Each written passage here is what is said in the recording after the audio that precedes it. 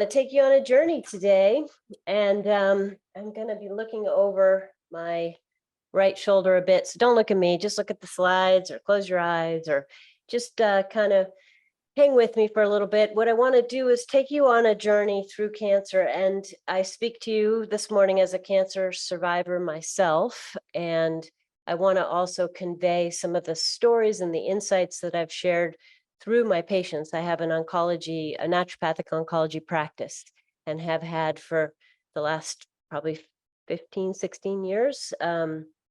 So I really want to take this time to remember the emotional and the spiritual aspects of cancer, because I think that really that can be the point, if there is a point, of this disease in particular. And for those of you who have heard me speak before, you might be used to me diving into biochemical pathways or molecular signaling, and I love that stuff, but I'm really not going to talk about that at all today. What I want to talk about today is the psycho-spiritual import of cancer and what it can evoke in people who are diagnosed, because it really does bring forth this disease. This diagnosis in particular brings forth the spirit in a very unique way.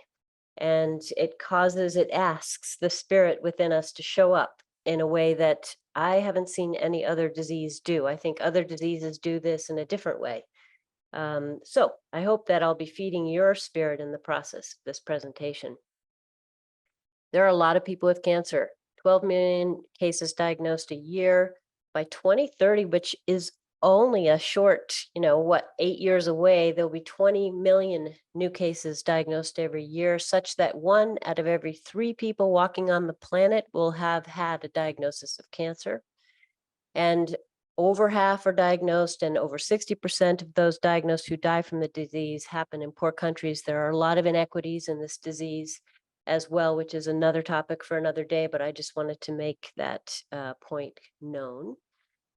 So with a diagnosis of cancer, it comes out of nowhere a little bit. Life is a bed of roses for a lot of us. Yeah, we have our goals. We work towards those goals. We love our family. We don't necessarily look them in the eyes and tell them that every day, but we love our family. We laugh, rarely to uncontrollable mirth, but we do laugh on a daily basis. We get irritated. We multitask. We panic when we can't find our cell phone. We are tired. We eat too much. We take solace in television and video games. We take pain relievers for our headaches, our body aches. We look in the mirror and we frown at our reflection. And yet, despite all of that, we think life is good. Life is a bed of roses. We're living the dream. And then cancer strikes. How could this be? I felt like I got hit by a sledgehammer. My first reaction was total shock. When I found out that I had cancer, it was surreal. I was scared out of my mind. These are some of the things that my patients have told me. The disease of cancer is terrifying, and it feels to many like the cold claws of death have extended their reach and they're scratching at our skin. The treatments are horrifying in a very unique way, which is, I think, one of the reasons why cancer is such a unique disease. The treatments are often more feared than the disease itself. Now, I just want to say, first of all, at the outset, that while the majority of my time this morning is really going to be on calling out the incredible changes that cancer can evoke, that is not the case for everybody diagnosed with cancer. And there is a deadly, nasty side of this disease. And for many people, cancer is a tremendously destructive, powerful process that literally collapses the structure of their life. And some people don't emerge from cancer wiser, happier, grateful, and instead they're simply painfully scarred. Others seemingly glide through the diagnosis like nothing's changed, and they go right back to life where they left it. But the majority of people diagnosed with cancer have a life-transforming experience that brings them to a profoundly new way of being Simply put, these people learn to be at ease rather than in dis-ease or disease. And the components that make up this deep sense of peace are really best described by the people who are diagnosed themselves. And I'll let you hear some of that. So let me just share a personal story of how I gained a measure of ease from my dis-ease of cancer. When I was diagnosed, I was given a series of chemotherapy treatments, and one of the chemotherapeutic agents I was receiving was Taxol. Now, Taxol is given with a preservative that's very allergenic for some individuals. So as I received my first course of chemotherapy, the stuff kind of flowed into my veins, and pretty soon I started to feel my throat constrict. My chest hurt. I felt like I couldn't get my breath. And my spouse, also a nurse, signaled the nurse in the oncology suite who came over, recognized signs of anaphylaxis, gave me some Benadryl. And within minutes of that happening, I regained my breath and I was soon very sleepy, fell asleep. So I was told before I left, that's terrible. I'm sorry that happened to you. Don't worry. It only happens to about a quarter of the people that get this chemotherapy. And the good news is that you won't get it again. It just happens the first time and then your body's fine. Second cycle comes around, Taxol starts going in, and again, I felt my throat constrict, sweat broke out, chest hurt, started losing my breath. And this time, the nurse was there, ready with the Benadryl, just in case. She administered it, fell asleep. Then she said, you know what, I'm definitely in the clear. Like, there's a small minority of people that get this 2 times, but that's it. So you're good. Now you can rest assured you're going to come in. This will be fine. Third cycle. Again, Taxol flows into my veins. My throat closes, my lungs hurt, I lose my breath, I start to panic. The nurse is called, she arrives with the Benadryl, gives me the Benadryl, I gain my breath. Cycle 4. Again, this is happening. Now this time, as I drifted into sleep, I had this very peculiar out-of-body awareness of my breath. And I realized how important my breath was. So as I was trying to remain calm and greedily gulp air, I had this acute sense of air as a gift. And as I drifted into sleep, I thought, is this cancer's first gift to me? The awareness of the sacredness of breath. Breath is derived from Old English to mean spirit, vigor, animation, force. In Latin, breath is spiritus, and in Greek, the derivation is pneuma, which also means spirit. So never since this time have I taken my breath or my spirit for granted. Why me? Removes me from the circumstances of the experience. I become a passive bystander. Why not me is a call to action. Why not me asks me to step into the experience of cancer pulled by a sense of discovery and exploration. Why not me opens us up to the gifts that this disease can offer. Cancer can be called a severe blessing, but a blessing nonetheless. A harsh teacher, but a teacher nonetheless. Why not me immediately makes me part of the community, the human community. So, who are the why not me's out there? I want to take a look, and I'm going to hopefully play some music as I show you some images. And I would like Keith or Devorah to unmute and let me know if you cannot hear the music. I think the way to do this is to put my mic right up to the speaker. So we'll hope this comes through.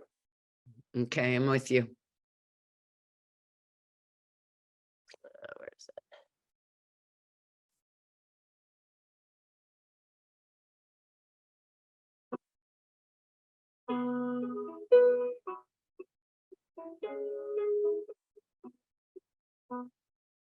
You're warm, you feel cold. You makes me want to go. You to be strong. Just when you think you're there, you find yourself back at the start. So try so hard, just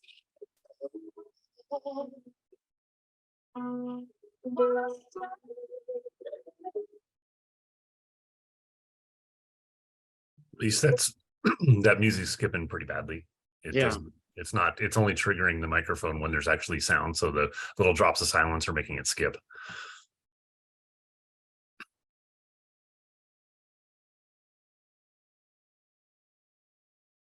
You guys hear that? Was that audible? Just barely. It was Okay. skipping. Yeah. Okay, well, I'll stop that. That was a song by Elsie, who was as a survivor herself, and I was just showing you some pictures of survivors, but we'll unfortunately skip that slide. So, the disease of cancer is terrifying, and it feels like this is just an experience which has come down and disrupted everything we know about who we are in the world. And wow, I am totally losing control of my PowerPoint now. Hold on one second, bear with me. Okay, there are people, the members of the human community. These are all individuals that have been faced with a diagnosis of cancer and have had to reckon with what this means to their humanity and to their place in the human community. But they are all survivors. And I think while cancer can be an isolating experience, it's also a way or an offering of connection to the human community. So people who are diagnosed with cancer really undergo subtle to seismic shifts in their outlook, priorities, their values, their sense of purpose. And the experience of cancer shakes all prior thought patterns, every single one, shakes them asunder. But with this disruption to the status quo, the opportunity for new perspective emerges. This brings me to the brain. I had to throw a little science in here because the brain is amazing. There are 100 billion neurons, we think, 1 trillion glial cells, which support the neurons, 500 quadrillion synapses. And with all of this, the brain demonstrates experience-dependent neuroplasticity. So Eric Kandel, who won the Nobel Prize for this work, discovered that the number of connections in a neural bundle can double with repeat stimulation. And if we don't use certain neural connections, they begin to shrink in just 3 weeks, which means that the experiences we have in life literally rewire our brain.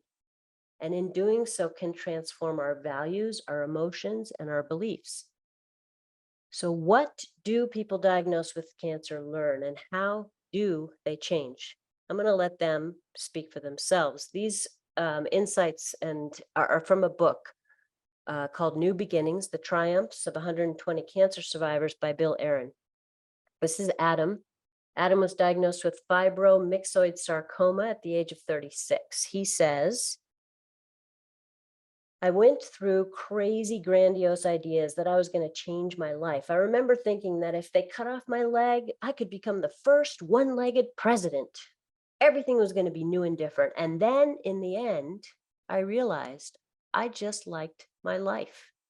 The one real change that I made was a new sense of gratitude, an appreciation for life, not just life, but being alive.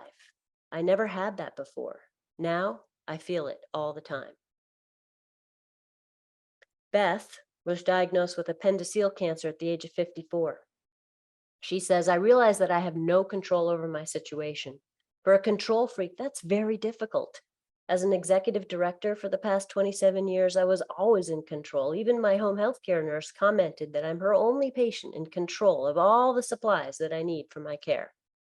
Cancer has taught me that I no longer have control of my disease or my destiny. And so I enjoy each day and try to see the good in everything.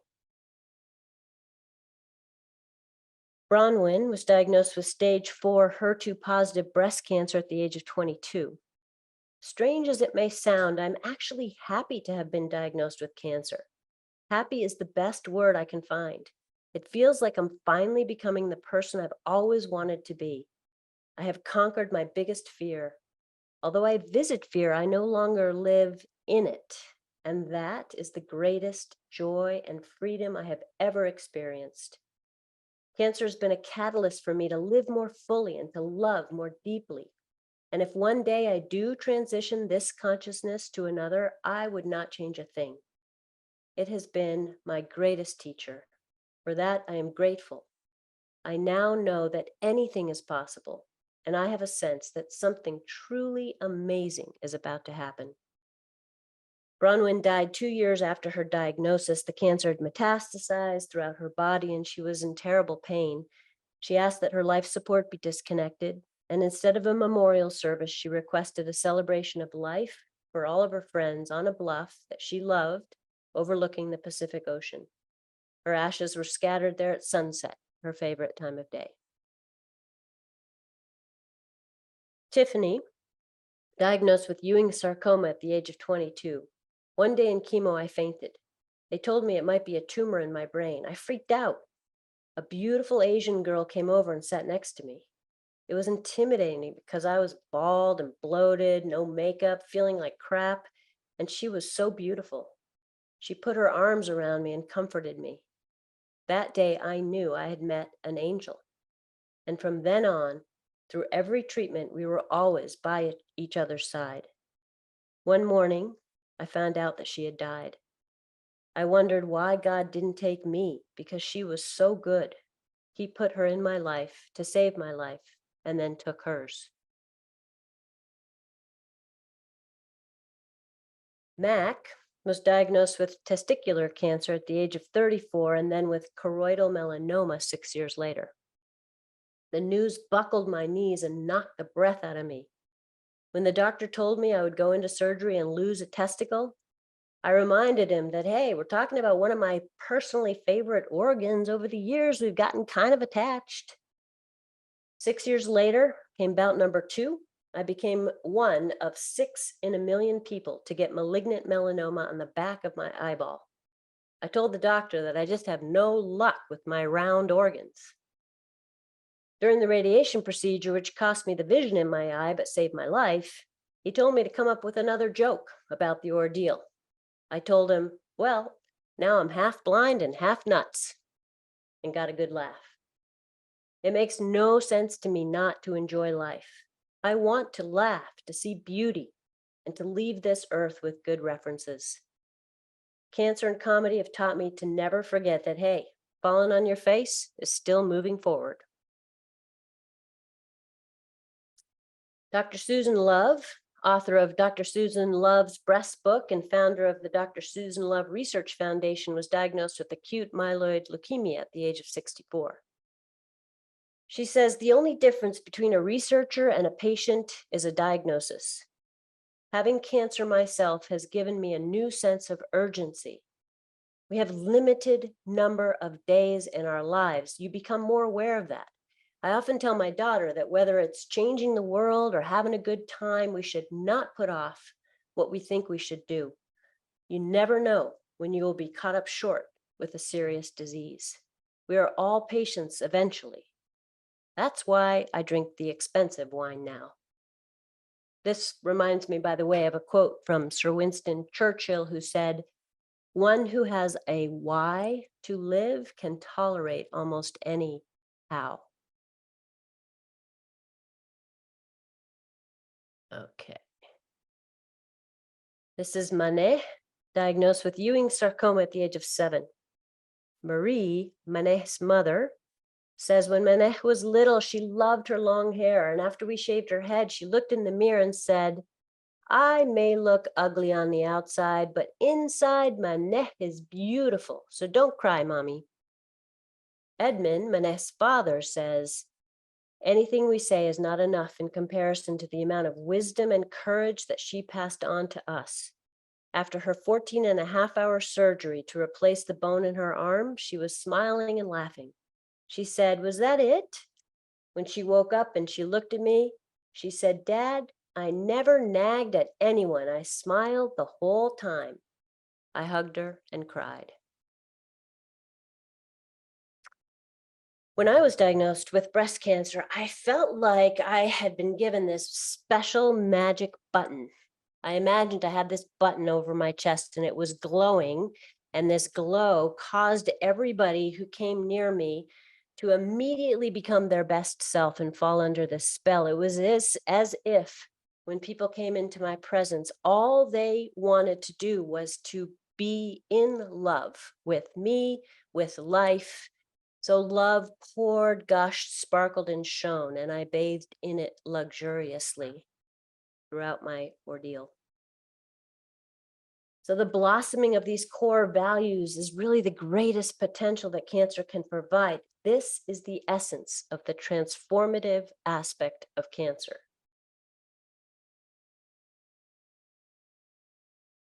I think perhaps the ultimate gift of cancer is the gift of living inside the moment and finding there only love. People living in this way tend to say and do things that prioritize connectedness, generosity, kindness, compassion, integrity. It really is as if there's neither time nor interest in anything else. And once inside this clarified awareness, life becomes a lot more beautiful, meaningful, and joyful. So the time really is now. What a thrill to imagine the entirety of doctors, of patients, of caregivers living in this now moment. What a tremendous force of hope and good that we become in this shared moment. My father was diagnosed with pancreatic cancer, and despite outliving his prognosis and in astoundingly good health for most of that time, he did ultimately die from his disease. Because he was given such a poor prognosis when he was initially diagnosed, in fact, he was told he had 3 months left, perhaps, the awareness of his pending death took a central place in his psyche. About 3 weeks after his diagnosis, he asked all of his adult children to come to him in the living room for a family meeting, of which we had had many throughout our lives. And he proceeded to tell us that he understood that he was actively dying, but that he intended to prolong the inevitable as long as he could. Furthermore, he said, I want to give you the most important gift that I think I can give you. I am going to die with my eyes wide open. I'm going to include you in my learnings. I hope to soften your own fears as we take this journey together. And in fact, for the next 17 months, he did just that. He called every person he had ever had a significant friendship or relationship with, and he told them that he wanted to see them. He packed up his car and between treatments traveled and flew across the country visiting these people. And with every one of them, he expressed how much they meant to him and why they were uniquely important in this world. Then he asked them if there were any unhealed wounds or unfinished business between them. He listened and he offered his heart to each person. And in this fully engaged way, he soothed many hearts. And I know this because he did the same thing with each of his children. He begged us to dredge up any past hurt or confusion, to voice them so that he could listen and offer the soothing intensity of his love to melt them away. He did this relentlessly and honestly.